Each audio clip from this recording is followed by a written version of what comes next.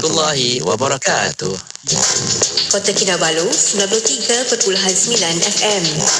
Hiburan mendidik jiwa hanya yang terbaik di IKIM, Inspirasi Inforia Islami.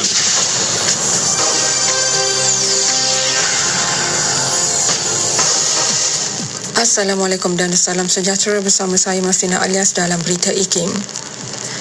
Seramai 48,381 pekerja sektor peruncitan lengkap divaksin menerusi program vaksinasi industri peruncitan REVAC menurut Kementerian Perdagangan Dalam Negeri dan Hal Ehwal Pengguna KPDN-HEP.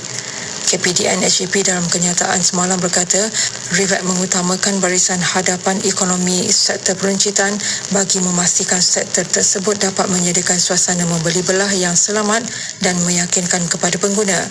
Antara golongan yang menjadi keutamaan adalah juruwang, jurujual, kru restoran, pekerja stesen minyak, kru pasaraya, kru kedai serberneka, tukang gunting dan kecantikan, pengurusan kompleks beli belah dan pekerja rantaian pengedaran. Program REVAC di Lembah Kelang bermula 26 Julai lepas dan berakhir semalam. REVAC merupakan inisiatif kerjasama awam dan swasta melibatkan KPDN-HEP, Pasukan Petugas Khas Imunisasi COVID-19 CITF, Kementerian Sains, Teknologi dan Inovasi MOSTI, pemain industri peruncitan dan Persatuan Pengguna Kompleks Malaysia PPK. Menteri Kesihatan Khairi Jamaluddin mengarahkan pengurusan setiap pusat pemberian vaksin PPV di Sabah memperketat penguatkuasaan prosedur operasi standard SOP bagi mengelak berlaku kesesakan melampau di pusat itu. Beliau berkata meskipun pemberian vaksin secara jumpa terus dibenarkan, penguatkuasaan SOP termasuk penjarakan fizikal dalam kalangan orang ramai yang hadir ke PPV perlu diperketat untuk memastikan proses pemberian vaksin sentiasa berada dalam keadaan terkawal. Khairi mengulas isu pemberian vaksin secara jumpa terus di Sabah sejak 12 Ogos lepas yang dilapor menyebabkan berlakunya kesesakan luar biasa di beberapa PPV termasuk Pusat Konvensyen Antarabangsa Sabah di Kota Kinabalu sehingga orang ramai terpaksa beratur panjang untuk mendapatkan suntikan vaksin. Kementerian Kesihatan KKM akan membuat penilaian berhubung kelewatan projek fasa 2 Hospital Papar yang dijadual siap pada tahun lepas sebelum memutuskan tindakan selanjutnya dalam masa terdekat. Menterinya Khairi Jamaluddin berkata hanya 22% daripada pembinaan bangunan hospital yang dianggarkan bernilai 86 juta ringgit itu berjaya disiapkan mengikut jadual, manakala Dewan Pembedahan Baharu hospital itu pula didapati tidak dapat digunakan kerana tidak mengikut spesifikasi. Katanya beliau akan berbincang dengan Menteri Kanan Kerja Raya Datuk Seri Fadilah Yusof untuk membuat keputusan seterusnya berhubung projek berkenaan. Khairi berkata sekiranya kontrak bagi pembinaan itu ditamatkan, Kementerian Kesihatan perlu berbincang dengan Kementerian Kewangan untuk menilai semula status projek itu. Sekian berita. Assalamualaikum dan assalam hormat. Laporan berita tadi dari sumber bernama Kapsul Masa. Pada tanggal 2 September 1985, Hospital Baharu bagi daerah Kelang, Selangor telah dibuka dengan rasminya oleh Duli Yang Maha Mulia Sultan Selangor, Sultan Salahuddin Abdul Aziz Shah Ibni Almarhum Sultan Hishamuddin Alam Shah. Hospital tersebut dibina dengan kos sebanyak 69 juta ringgit di atas kawasan seluas 25.5 hektar yang terletak kira-kira 3 km dari pusat bandar Kelang, Selangor. Hospital setinggi 9 tingkat ini mempunyai 779 buah katil dan dilengkapi dengan berbagai kemudahan serta alat kelengkapan perubatan moden untuk meningkatkan perkhidmatannya.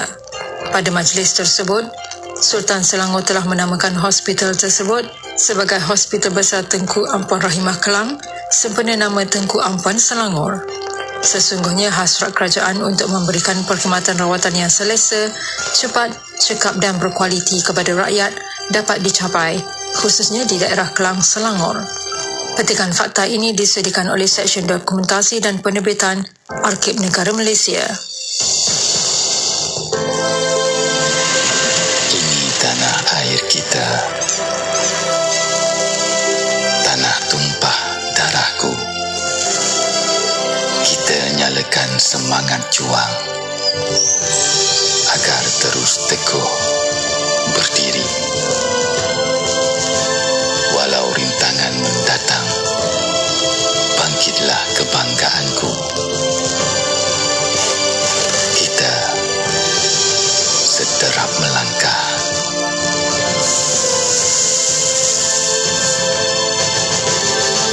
Menempuh halangan.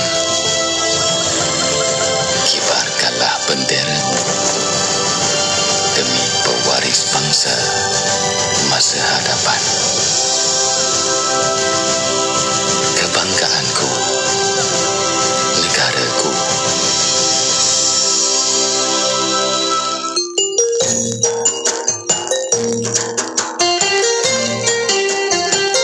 Zikir selawat kami alunkan, doa munajat Rasul dan Tuhan.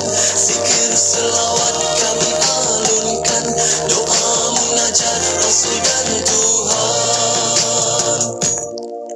Maulaya salli wa sallim daiman abada ala habibika khairil khalqi kullihim. Da'a ila Allahi fal mustamsikuna bihi, mustamsikuna bihablin ghairi munfasami. Zikir selawat kami alunkan, doa munajat Rasul dan Tuhan. Zikir selawat kami alunkan, doa munajat Rasul dan Tuhan. Muhammadun sayyidul kaunaini wa thaqalain wal fariqaini min arabin wa min ajami. Thumma ar-ridha an Abi Bakr wa an Umar wa an Ali wa an Uthman dhil karami.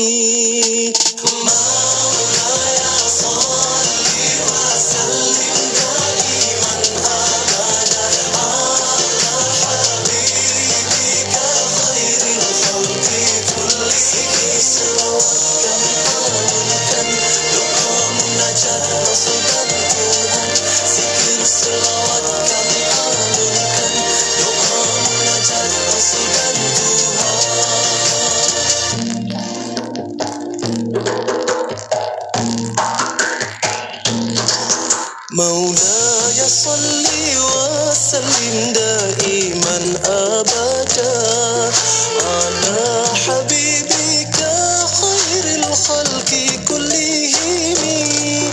Da'a ila Allahi fal mustamsikuna bihi, mustamsikuna bihablin ghairi munfasami. Zikir selawat kami alunkan, doa munajat Rasul dan Tuhan.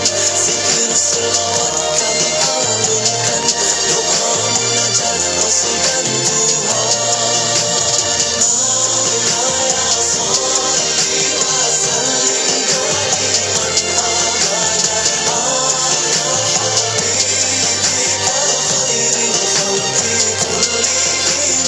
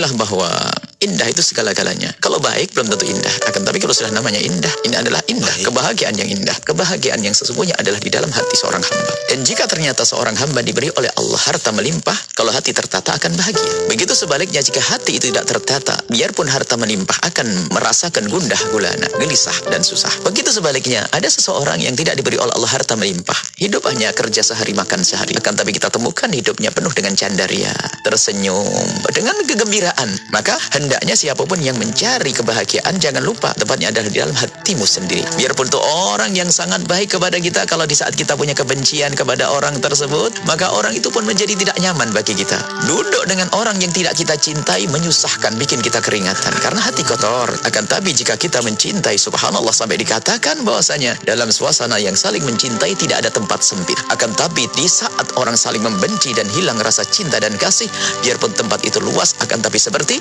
sempit. Kelihatan di ujung sana sudah merasa tidak nyaman. Siapa lagi dia itu? Kenapa harus ada di sini? Maka dari itu, untuk menggapai keindahan dan kebahagiaan yang sesungguhnya, ayo kita menata hati kita. Sayang, kita belum buat lagi akikah anak kita ni. Tapi mahal sangat. Sampai RM1,000 seekor. Nak buat majlis pun tak sesuai sekarang ni. Apa kata kita cuba akikahcenter.com? Akikah apa? akikahcenter.com. Online je. Ya, saya dah buka akikahcenter.com. Sembelihan di Mekah, dapat video rakaman sembelihan, siap ada sebut nama anak lagi. Harga pun RM499 je bang. Daftar cepat. Akikah apa tadi sayang? akikahcenter.com. Dapatkan buku-buku IKIM dalam bentuk e-book. Boleh dibaca di mana sahaja dan pada bila-bila masa dengan menerusi telefon pintar anda. Pembelian sangat mudah dengan saiz fail yang kecil. Semuanya di hujung jari anda. Layari laman sesawang IKIM Niaga dan pilih e-book. Seterusnya tekan pada buku yang anda inginkan dan akan dihantar terus ke laman sesawang eCentral. Mudahkan, dapatkan sekarang. eCentral adalah sebuah platform buku digital yang terbesar di Asia Tenggara. Lebih 350,000 judul dari dalam dan luar negara. E-book penerbit IKIM pun ada. Astaghfirullah wa kana Allahu ghafurar rahima. Astaghfirullah wa kana Allahu ghafurar rahima. Astaghfirullah wa kana Allahu ghafurar rahima. Astaghfirullah wa kana Allahu ghafurar rahima. Astaghfirullah wa kana Allahu ghafurar rahima. Allahumma arhamna bil Qur'an waj'alhu lana imaman wa nuran wa hudan wa rahmah. Allahumma dhakkirna minhu ma nasina wa'allimna minhu ma jahilna warzuqna tilawatahu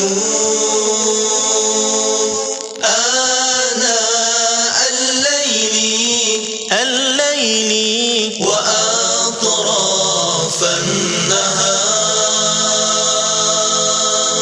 waj'alhu lana hujjatan. Ya Allah, rahmati kami dengan Al-Quran.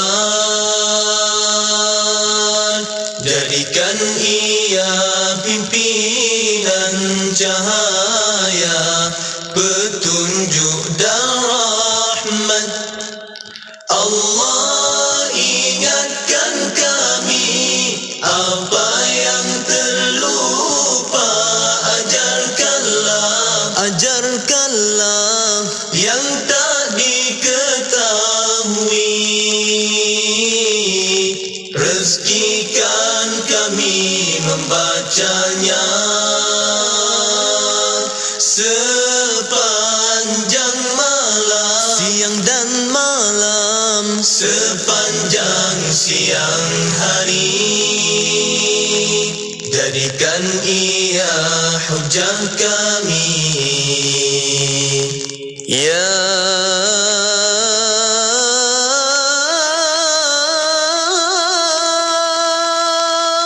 Rabb, Ya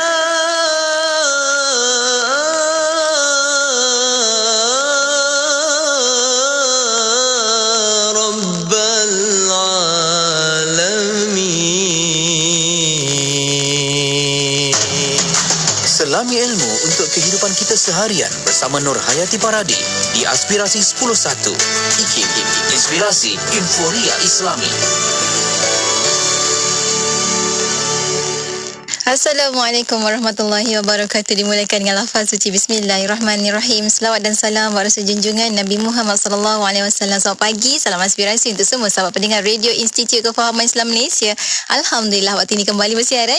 Saya Nati Paradi temankan anda untuk perkongsian menerusi aspirasi edisi Selasa. Alhamdulillah 7 September 2021 hari ini.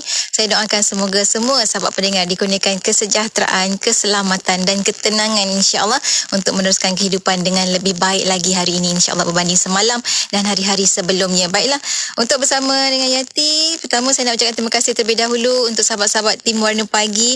Terima kasih pada Sufian Amrin, Hazwan Shah dan juga Hajah Mazlina Ismail untuk perkongsian mereka menerusi Warna Pagi. Dan kejap lagi bersama dengan Yati kita bakal bersama menerusi perkongsian syariah dan perundangan. Nak ucapkan terima kasih kepada Cik Wan Rosidi Abdul Majid yang telah pun mengisi syariah perundangan sepanjang bulan bulan Ogos, dan kali ini kita akan bersama dengan Encik Muhammad Nur Omar. Kejap lagi akan bersama dengan beliau. Dah bersedia sebenarnya kat ujung talian tu. Kejap lagi kita akan bawakan beliau bersama dengan anda.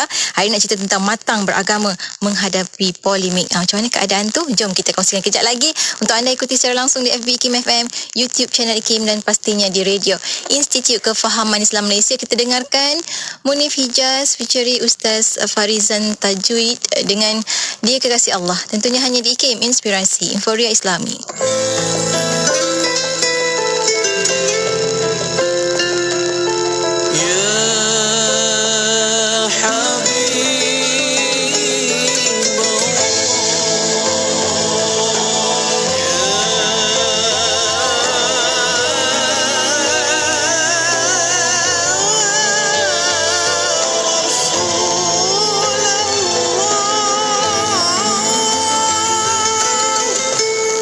Malu rasanya mengatakan cinta kepada Dia, kekasih Allah, kerana Dia insan mulia, sedangkan diriku insan biasa.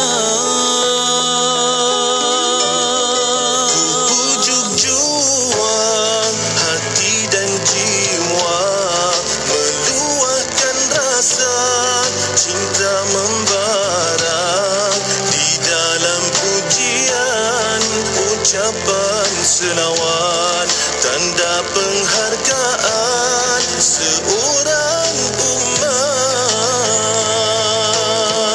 Selagi upaya ku turuti ajarannya, apa terdaya ku amalkan sunnahnya. Moga di dunia mendapat berkat, di akhirat sana beroleh syafaat.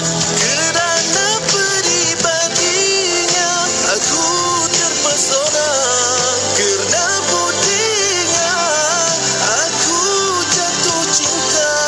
Rinduku padanya tiada terkata, nantikanlah daku di taman syurga.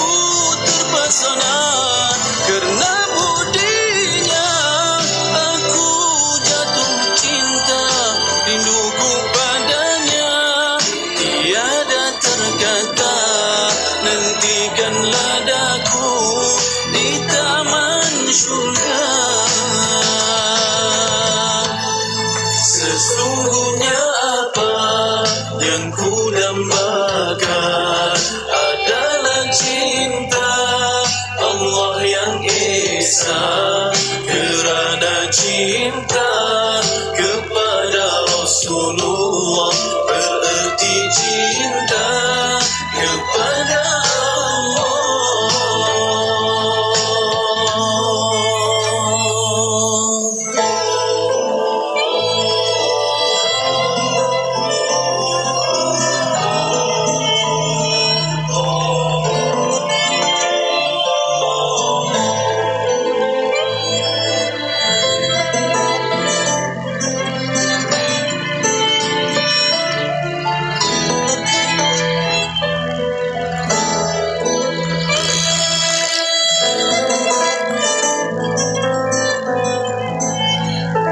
Radio IKIM 20 tahun inspirasi Inforia Islami. Terima kasih kepada sahabat pendengar kerana terus bersama kami di Radio Institut Kefahaman Islam Malaysia untuk perkongsian pertama kita hari Selasa. Tak lain tak bukan kita bakal bersama menerusi perkongsian syariah dan perundangan, dan alhamdulillah telah pun bersedia di hujung talian untuk bersama dengan sahabat-sahabat seperti mana yang saya dah wawarkan tadi.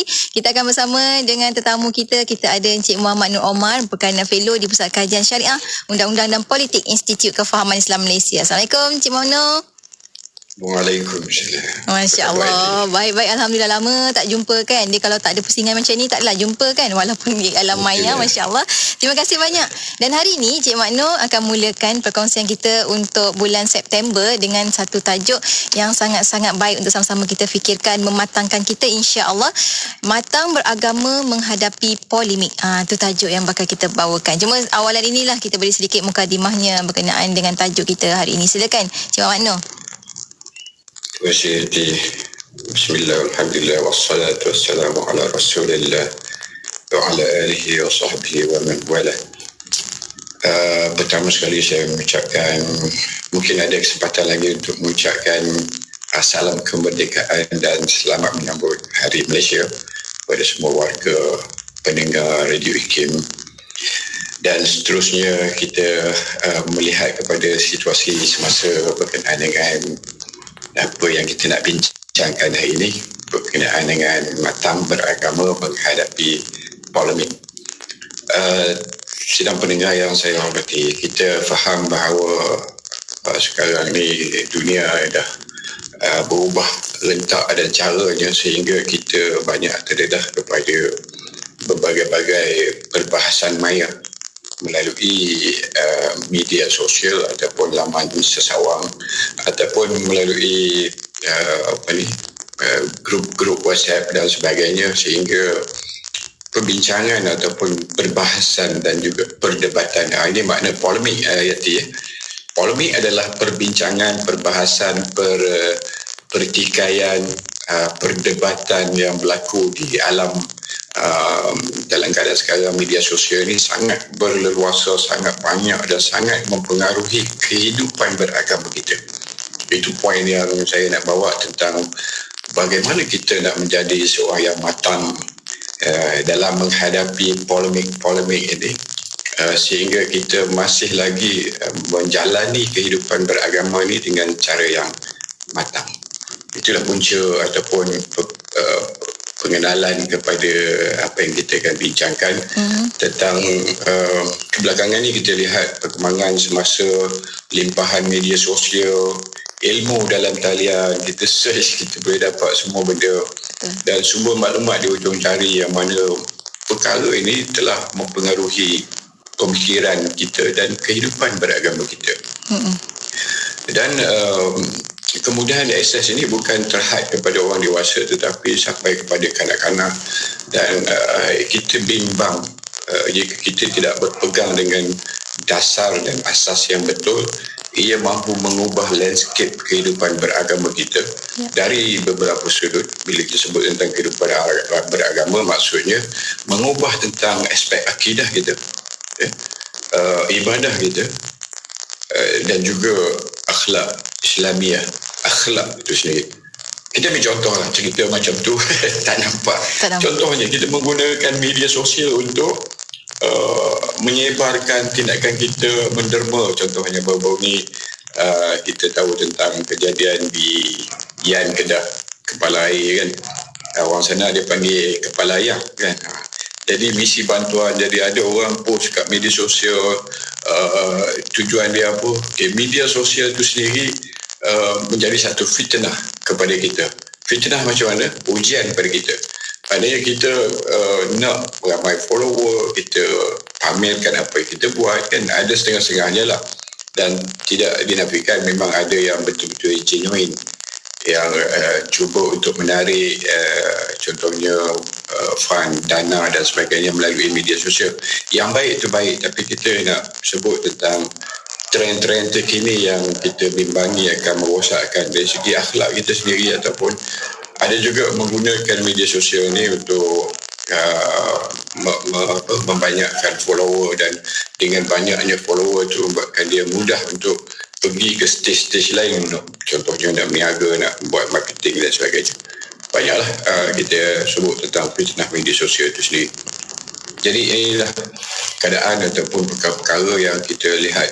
Dan even sekarang yang terbaru ataupun masih lagi panas pun berkenaan dengan perbahasan tentang kita ambil contoh ini dah lepas kerajaan gagal. Okey, kerajaan gagal. Polemik ni satu polemik yang mana ada orang mempunyai kepentingan tertentu dan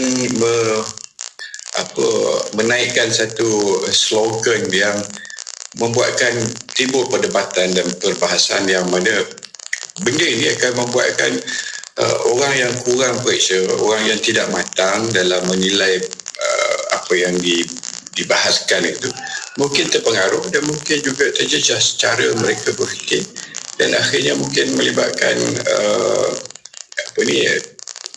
kita kata tingkah laku yang tidak baik lah. Contohnya sekiranya dia ini melibatkan ekstremis lah, ekstrim, orang yang ekstrim. Bila dah berpecah dan dia ekstrim, dia akan mengutuk puak yang satu lagi, dan mungkin boleh jadi left loop. Dia berbalah macam tu. Lah kan? Berbalah macam tu je. Jadi kita nak bawa kepada beberapa isu lah yang kita lihat kebelakangan ni boleh menjadi satu titik kepada polemik yang mana boleh mencetuskan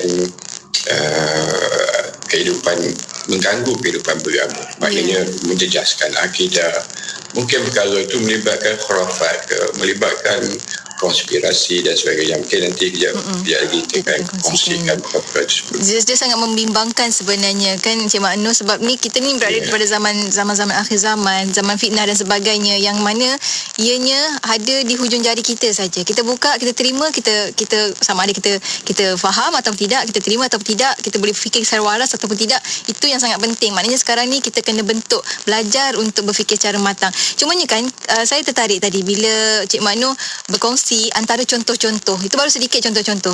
Mungkin boleh kita kongsikan antara polemik terkini lah yang menghujani media sosial dan juga pesada maya, supaya kita faham, oh ini sebenarnya satu bentuk polemik, dan kita sebagai umat Islam apa patutnya kita bereaksi. Silakan Cik Mak Nur. Baik, saya ambil contoh tadi tentang kerajaan gagal. Adakah kerajaan gagal? Tidak gagal. Kan? Sebab apa?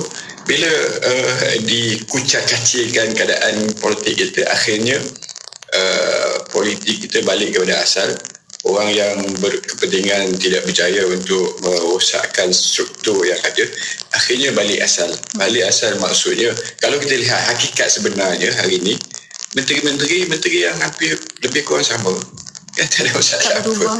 Tetapi kita lihat ke belakang bagaimana polemik tentang kerajaan gagal ini sebenarnya satu perkara yang ialah mereka gagal untuk membuktikan, dan memang tidak berlaku sebenarnya begitu. Tapi apakah yang kita terima hakikatnya, kesannya kita rugi. Masa ke hulu ke hilir ke apa dia kan, kita bincang, dan mungkin di dalam perbincangan tersebut ada kawan dah putus sahabat. Kan ada orang dah tak nak kawan disebabkan sebagainya, ada left group dan sebagainya. Itulah hakikat tentang polemik yang kita lihat sekarang ni. Makin menjadi-jadi, yang saya nak ulas beberapa perkara lah berkenaan dengan COVID contohnya. Banyak polemik, banyak perbincangan, perbahasan, perdebatan. Kita ambil contoh polemik yang terkini yang menghujani media sosial, sama ada media terbaru apa, TikTok. Polemik tentang COVID-19 adalah satu konspirasi order baru, order dunia baru kan, yang mana ni kerja-kerja geng-geng apa Illuminati lah dan sebagainya kan.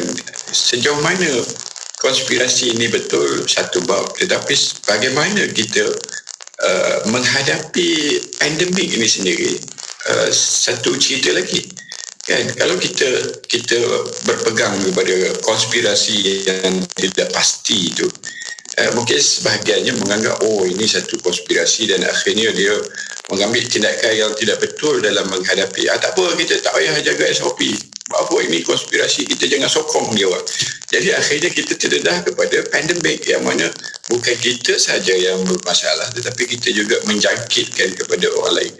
Bayangkanlah kalau kita menjadi asbab berjangkitnya virus COVID kepada anak kita yang kita sayang, dan akhirnya dia mengalami sesak nafas yang boleh kita pandang tengok dia sesak nafas, tak boleh nafas, ataupun ibu saya tak boleh nafas. Sebab apa? Sebab kita pergi tak jaga SOP dan kita bawa balik kuman tu ke dalam rumah kita, ataupun isteri kita, suami kita dan sebagainya, seterusnya. Itulah kalau yang kita lihat terbaru dalam bulan Ogos yang lepas, ada seorang yang membunuh diri di London. Dia bunuh diri sebab dia anggap COVID-19 ni adalah satu konspirasi, yang mana dia rasa tertekan dengan konspirasi ni dan dia rasa macam alatan elektrik ni tahu apa yang dia buat di rumah dia, dan akhirnya dia mengalami depression dan bunuh diri. Itu penghujung konspirasi kan. Itu sebahagian yang kita sebut tentang polemik yang menghujani media sosial dan juga pesada maya, yang mana kita kena ada kerasionalan, kena ada kematangan dalam menapis maklumat-maklumat tersebut. Ada juga yang baru-baru ni juga tentang meramal masa depan menggunakan kitab lah, dia panggil kitab pasal dia buku kan. Kalau orang kita ni, kalau buku tulis Jawi kita panggil kitab lah, Tajul Muluk. Itu ilmu tentang meramal masa depan.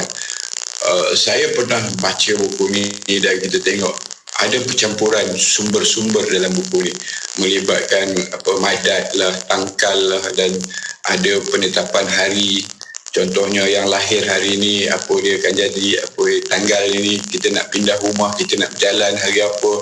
Itu dalam kitab Tajul Muluk. Dan kitab ini hanyalah satu kitab yang dicedok-cedok sumbernya, yang mana kita tidak boleh, kita boleh baca, kalau nak baca boleh kan, tapi tidak boleh dijadikan satu panduan ataupun pegangan kepada kita.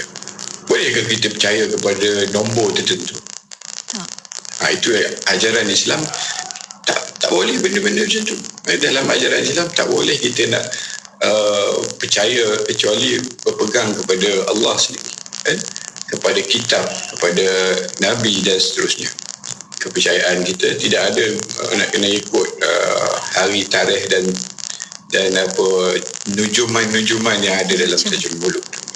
Jadi kita boleh tapis, walaupun yang bercakap tu mungkin level kita kata ustaz ke apa kan, kita masih juga perlu matang dalam memilih apa yang nak terima dalam pemikiran kita.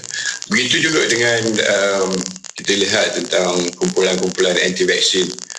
Kalau kita sebut tentang kumpulan anti-vaksin ni, dia ada grup Telegram, WhatsApp dan sebagainya yang duk bincang tentang macam-macam isu orang yang di vaksin ni. Dia ada kesan jangka panjang, jangka pendek, dan ada yang lepas vaksin meninggal. Itu menguatkan lagi dia punya hujah-hujah dan macam-macam lagi.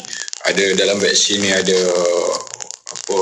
chip yang boleh monitor dan boleh melumpuhkan kita, dan macam-macam kaul lah kita kata kan, yang mana sedangkan kita nak berpegang yang mana satu. Okey, kejap lagi kita akan pergilah ke mana, macam mana kita nak menghadapi perkara ini. Saya sebut dulu beberapa polemik. Seterusnya berkenaan dengan yang bukan terkini, mungkin dalam bulan 3 macam tu start, dan sekarang ni mempunyai pengaruh yang ramai, iaitu PMYT kan? Perjalanan mimpi yang terakhir ni berkenaan dengan Sitah Nur yang mempengaruhi pemikiran dan juga mendapat pengikut yang ramai melalui penceritaannya tentang mimpi dia, perjalanan dia terakhir, yang bukan sikit pengikutnya, saya dipahamkan beribu-ribu, dan yang menyertai grup Telegramnya pun banyak, dan macam-macam perkara yang didedahkan diceritakan sehingga mempengaruhi tingkah laku masyarakat, termasuklah sehingga ada yang taksub, ada yang sehingga menjual harta semua, dan ada yang buat apa yang seperti dicadangkan. Tapi alhamdulillah lah, baru beberapa hari ini kita tengok ada tindakan dari pihak penguasa agama yang menahan beliau untuk soal siasat, dan juga meneruskan tindakan-tindakan lah, sama ada nak memberi itulah yang masa tangkapan dia buat, saya dipahamkan dia telah berjaya mengumpul duit yang agak banyak melalui transfer daripada pengikut-pengikutnya. Ada 3, 4, 5 telefon. Buat apa? Kita orang biasa ada satu telefon cukup kan. Lepas tu duit ada 80 berapa ribu dalam akaun transfer. Ini apakah tanda-tandanya? Tapi tak apalah, tapi kita nak balik kepada apa yang kita nak pegang. Takkan kita nak pegang pada mimpi. Walaupun mimpi, sebenarnya kalau kita lihat, mimpi ni ada mimpi yang datang daripada ilham Allah. Tetapi kepada orang-orang yang alim, yang dekat dirinya, taqarrub dengan Allah, dan mimpi itu untuk dia saja, bukan untuk dia wadahkan kepada orang lain untuk masuk dan terima dia, angkat dia, kena muliakan dia, bukan macam tu. Kalau ada orang mimpi itu, dia mimpi yang datang daripada Allah untuk dia, kan, orang alim lah biasanya. Itu yang jadi mungkinlah ada yang mendengar radio IKIM ni salah, mungkinlah mereka ni di kalangan pengikut beliau. Kita kena balik semula, kena sedar, jangan orang kata macam orang yang kena abuse kita dengan pemikiran kita terganggu, dan akhirnya kita terpengaruh nak pergi bersiap sedia untuk perjalanan menemui Imam Mahdi.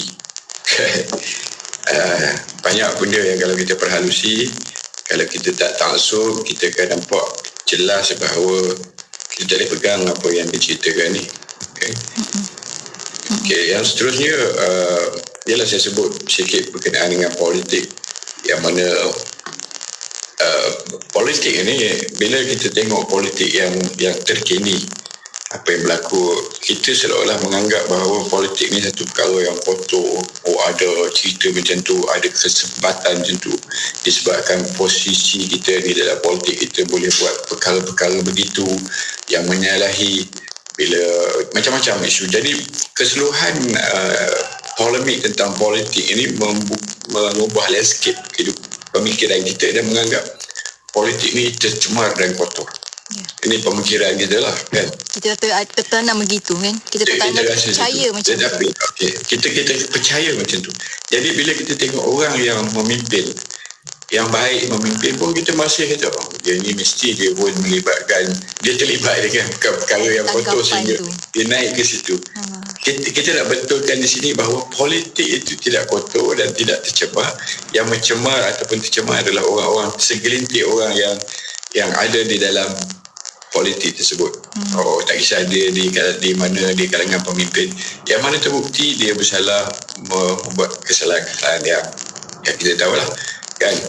Politik tidak kotor, dan dalam Islam politik ini perlu untuk kita malah ia menjadi satu saranan daripada Rasulullah sendiri. Kalau kita berjalan 3 orang, kan, kita kena lantik seorang jadi ketua. Kenapa? Dalam negara pun macam tu juga. Dia ada kriteria pemimpin. Kita kena lantik pemimpin dan kena hormati apa yang diputuskan oleh pemimpin. Kita pernah bincang dulu fik wala' dan sebagainya, wala' wa ta'ah dan sebagainya. Tetapi wala' dan ta'ah itu berlaku selama mana kita ataupun pemimpin tersebut mematuhi perintah Allah dan Rasul. Itu di situ, kan. Jadi jangan anggap politik itu kotor, jangan anggap orang yang berada di dalam pimpinan kita sekarang, terutamanya itu orang yang mungkin melakukan apa-apa helah di dalam sampai ke tempat di mana mereka sampai. Jadi itu lebih kurang kita lihat tentang polemik terkini yang menghujani media sosial dan pesanan maya, yang kita boleh perhalusi, nilai, tengok kembali dan apa kita nak buat dengan semua ni. Betul.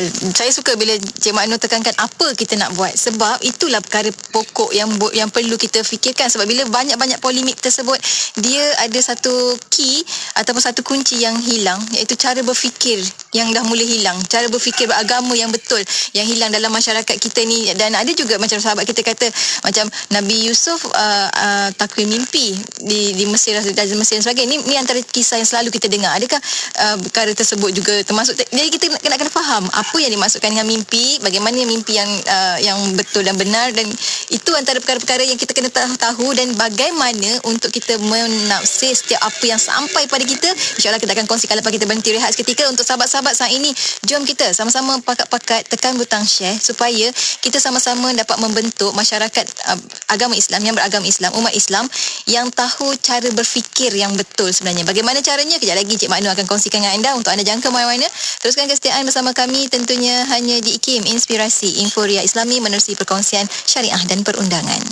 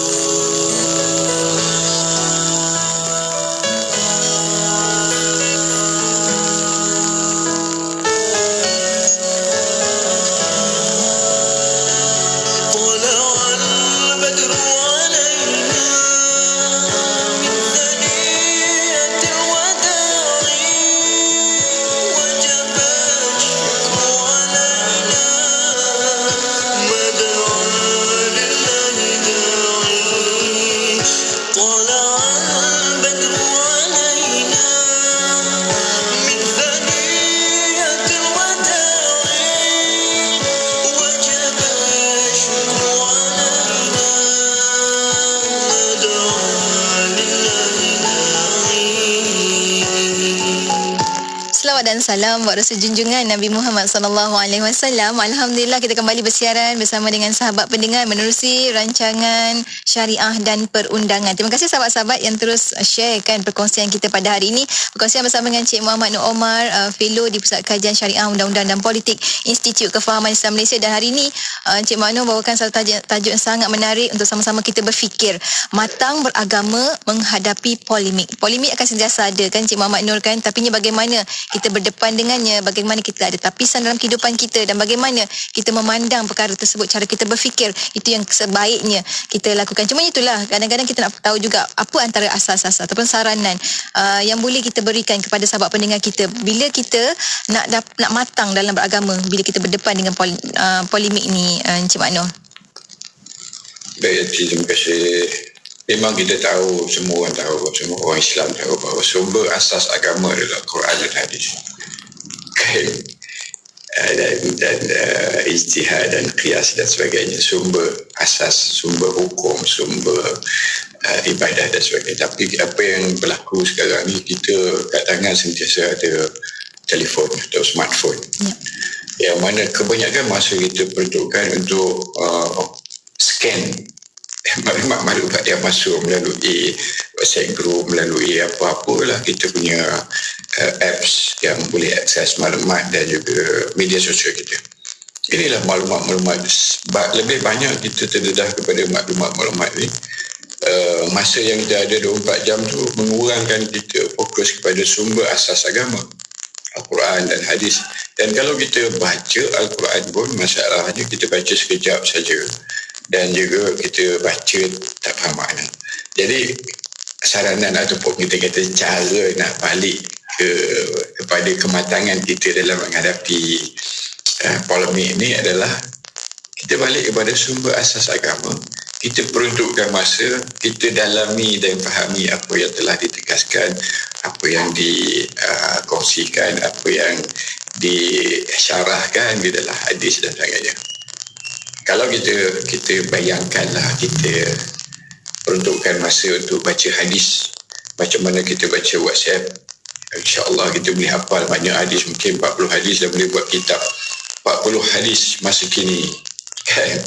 Tapi itu tidak berlaku malangnya, dan kita banyak peruntukkan masa untuk tengok WhatsApp, kita baca dan kita forward.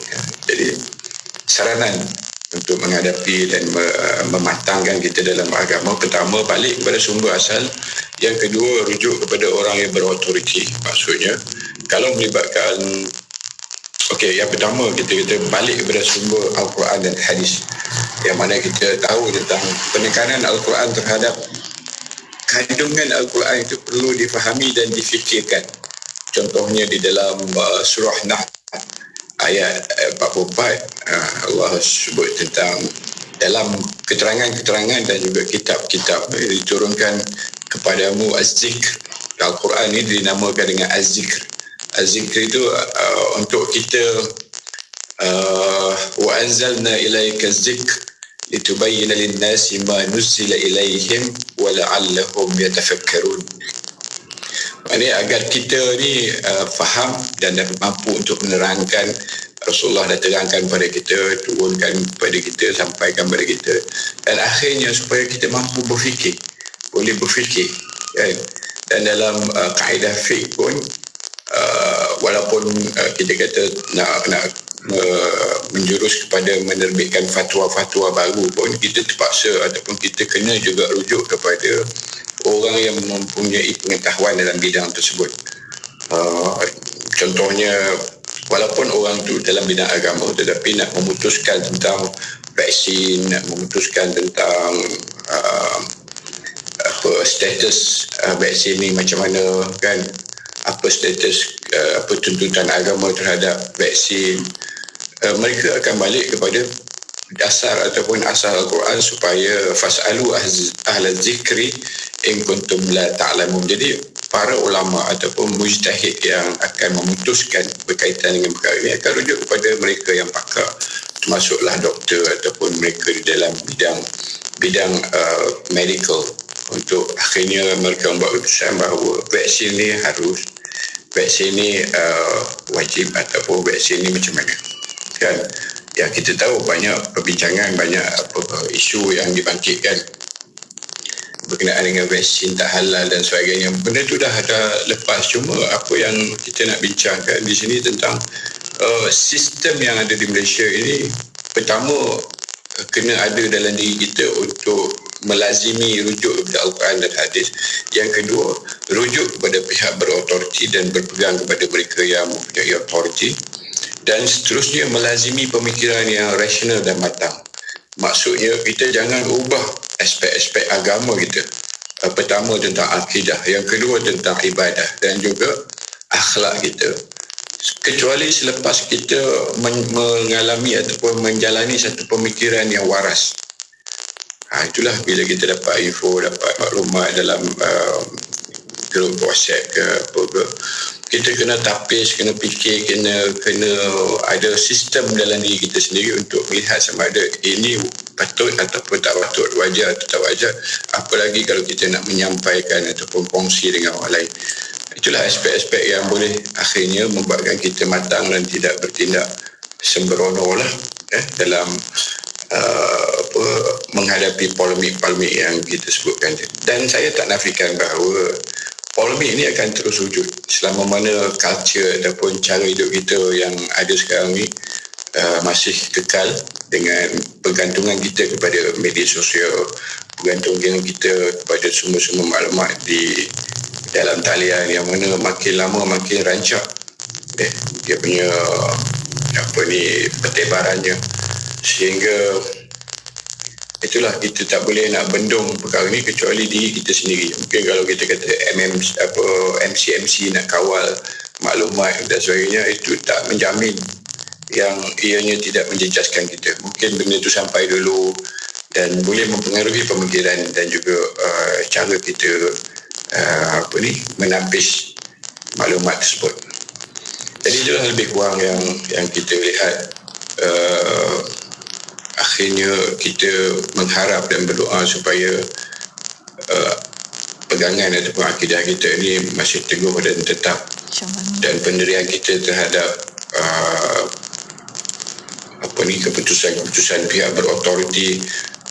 Saya maksudkan di sini kerana ada ramai yang mempertikaikan, contohnya apabila muzakarah pakar tentang keputusan sesuatu perkara, contohnya vaksin dan sebagainya, ada pihak yang dia tak ada asas agama pun tapi dia berani mempertikaikan hukum hakam kaitan kerana terpengaruh dengan grup anti vaksin yang mengatakan vaksin ni ada chip lah, sekarang ni Bill Gates dah menyesal dan memohon maaf kepada seluruh dunia kerana macam-macam kan. Jadi kita nak pakai mana? Kita pakai pihak berautoriti. Kita cuba patuhi apa yang telah digariskan oleh para mufti, para muzakarah, ahli-ahli muzakarah pakar yang mana telah menghakimi bahawa vaksin ni okey, kan? Tak ada masalah. Jadi kita lihat kesan dia pun sebenarnya. Kita lihat di Malaysia ni peratusan mereka yang mengambil vaksin telah meningkat dan peratusan ataupun kadar jangkitan dah menurun sekarang. Alhamdulillah. Dan apalagi akan datang menteri telah menyebut tentang bagaimana kita nak hidup bersama COVID. Dan bagaimana kita nak menghadapi kehidupan norma baru bersama COVID. Jadi kalau kita tak ambil vaksin, mungkin kita menjadi pembawa ataupun salah seorang yang akan terjejas teguh dengan COVID yang betul-betul real ni. Saya berjumpa beberapa orang yang sempat kena COVID dan baik. Dan mereka kata, janganlah kena COVID. Jangan, kena sangat menyiksakan. Jadi itulah dia. Lebih kurang kita lihat dan balik semula kepada sumber asal, rujuk kepada pihak berautoriti, melazimi pemikiran yang rasional dan sentiasa berdoa dan berharap dalam keadaan berjaga-jaga mengikut SOP untuk terus hidup bersama COVID ni. Ya, insyaAllah ni kena betul-betul kita kena hidupkan kan Cik Mak Manu cara berfikir yang betul dari kalangan umat Islam. Kalau tak sayang, kita tak nak membazirkan masa kita, tak nak bazirkan tenaga kita kepada perkara-perkara yang tak sepatutnya. Kadang-kadang kita rasa macam mana orang boleh percaya dan sebagainya, perkara-perkara macam agama sesat, ajaran sesat dan sebagainya kan. Tapi disebabkan itulah kurangnya ilmu, kurangnya pemantauan untuk diri sendiri. Tapi apa pun, alhamdulillah, terima kasih banyak pada Cik Mak Nur hari ini bawakan tajuk ini untuk sama-sama sama-sama kita faham bagaimana kita nak mematangkan diri kita dalam berhadapan dengan polemik-polemik yang pelbagai. Cik Mak Nur dah bawakan banyak contoh tadi. Apa pun terima kasih banyak Cik Mak Nur untuk perkongsian pada hari ini. InsyaAllah minggu depan kita akan bersama Cik Mak Nur lagi untuk tajuk yang lain. Sama-sama kita menjadi umat Islam yang tahu berfikir cara yang betul, seni berfikir yang betul, insyaAllah. Terima kasih banyak sekali lagi. Assalamualaikum Cik Mak Nur. Dan untuk anda rakan pendengar, teruskan kesetiaan bersama kami tentunya hanya di IKIM Inspirasi Inforia Islami. يا أندلس أنت في الماضي لك الذكرى غابت عنك تلك الذكرى وصرت الآن ذكرا بلا جدوى سقطت يا أندلس يا لها من مآسي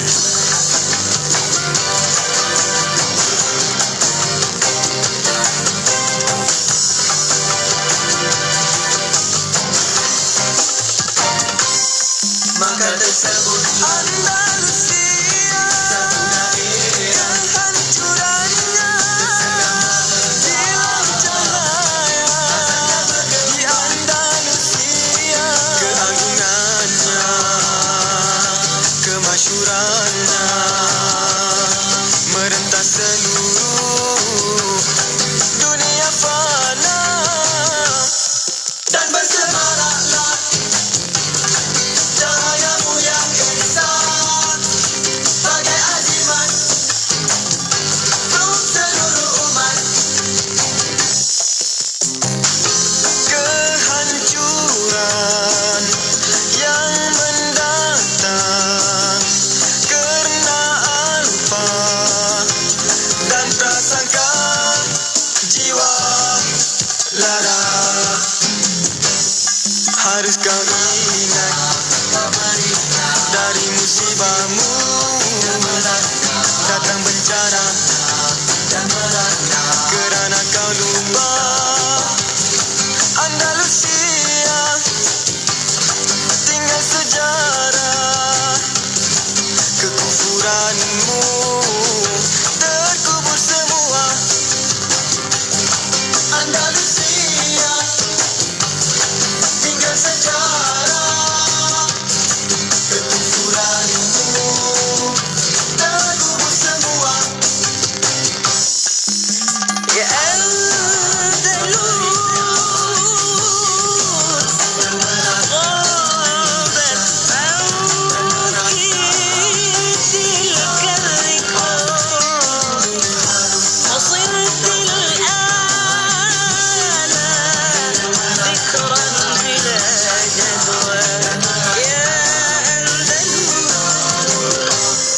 ada teladan